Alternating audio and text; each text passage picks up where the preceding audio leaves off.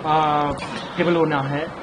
देखिए, यह संवैधानिक बिल है और लगातार हम लोग जो है संविधान को मानने वाले लोग हैं। भाजपा के लोग चाहते हैं नागपुर का कानून को थोपना, वो हर किस हम लोगों को बर्दाश्त है। हम लोग गंगा जमीनी तहजीब को मानने वाले लोग हैं। जो डाइवर्सिटी है हमारे मुल्क की, देश की, वही खूबसूरती है। शुरू से ही हम लोगों ने पार्लियामेंट दोनों सदनों में, चाहे राज्यसभा हो या लोकसभा हो, इसका हम लोगों ने विरोध किया था।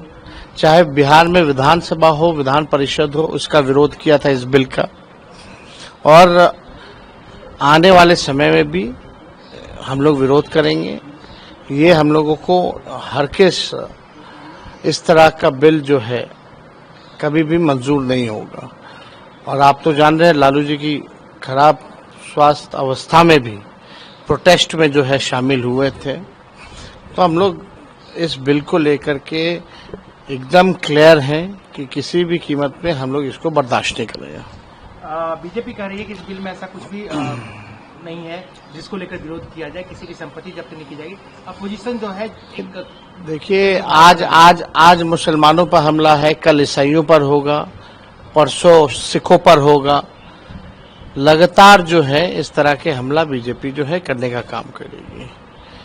भाजपा के लोग नौकरी रोजगार के बारे में, महंगाई के बारे में, देश की अर्थव्यवस्था के बारे में बात नहीं करते, शिक्षा चिकित्सा के बारे में बात नहीं करते, किसानों की बात नहीं करते।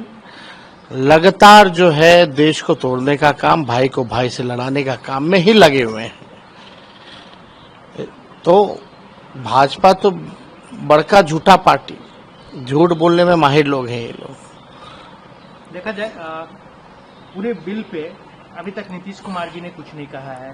चिराग पासवान भी एनडीए के साथ नजर आ रहे हैं, मांझी जी भी एनडीए के साथ नजर आ रहे हैं। जो कभी इन लोग कहते थे, इन लोगों को कुर्सी से प्यार है। इन लोगों की ना कोई विचारधारा है, ना कोई नीति है, ना कोई सिद्धांत है।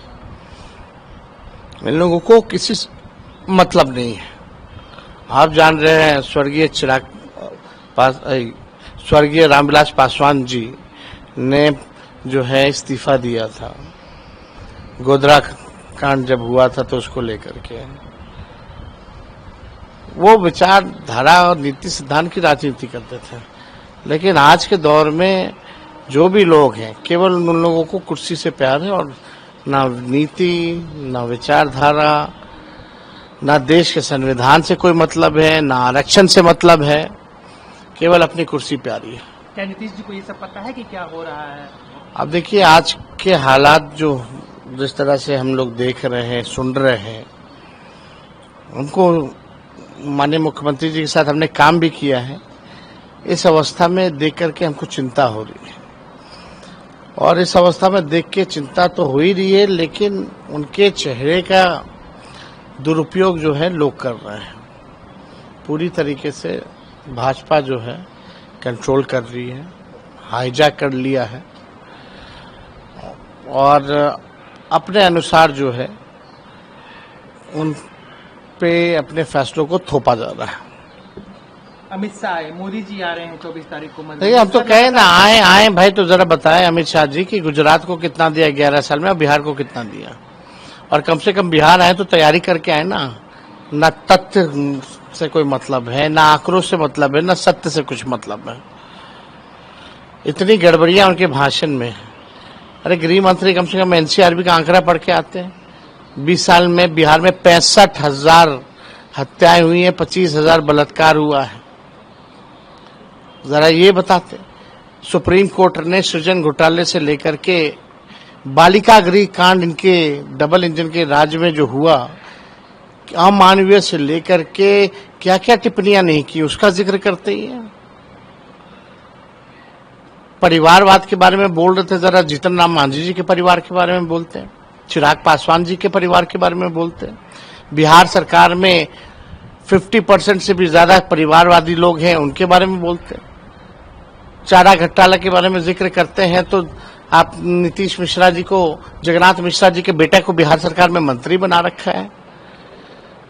जरा बताएं बिहार में कितना sugar mill, jute mill, paper mill इन्होंने खुलवाया। कितना प्रधानमंत्री जी ने 20 साल यहाँ हुआ 11 साल केंद्र में हुआ, एक भी चीनी मिल अगर चालू कराए वहां का चीनी का चाय अगर पिए हो तो बिहार को क्यों नहीं आप लोगों ने सौतेला व्यवहार आप क्यों कर रहे हैं? आप बोलते हैं कि बिहार में बाढ़ नियंत्रण का काम करेंगे, तो 20 साल से नहीं किया, 11 साल से नहीं किया, तो आप क्या करेंगे?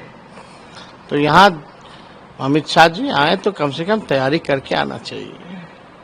एक अंतिम सवाल, एक सवाल उठ रहे हैं, नीतीश जी पहले बैठक करते थे अधिकारियों से, chief secretary DGP Lalan Singh पहली बार हम लोगों ने ऐसा तस्वीर देखा कि ललन सिंह जी, सम्राट चौधरी और उनके सब बीजेपी के सदस्य लोग जहां चीफ सेक्रेटरी बैठे हों, जहां डीजीपी बैठे हों, ये लोग इंचार्ज बन के कंट्रोल किए। ऐसा कभी भी मुख्यमंत्री ने आज तक मुख्यमंत्री के मीटिंग के अलावा कहीं भी चीफ सेक्रेटरी और डीजीपी नहीं गए, किसी की अध्यक्षता में बैठक नहीं की है। तो साफ दिखा था ललन सिंह जी तो बीजेपी के हैं, मानसिक तौर पे भी हो गए हैं, शारीरिक तौर पे भी हैं, मन से भी हैं, दिल से भी बीजेपी के हैं। केवल मुख्यमंत्री के चेहरे का इस्तेमाल करना ये हो गए, या आपके इनके कार्यकारी अध्यक्ष हों, या यही लोग जो है बिहार को बदनाम कर रहा है, लूट रहा है, खा रहा है, हाईजैक किए हुए ये लोग।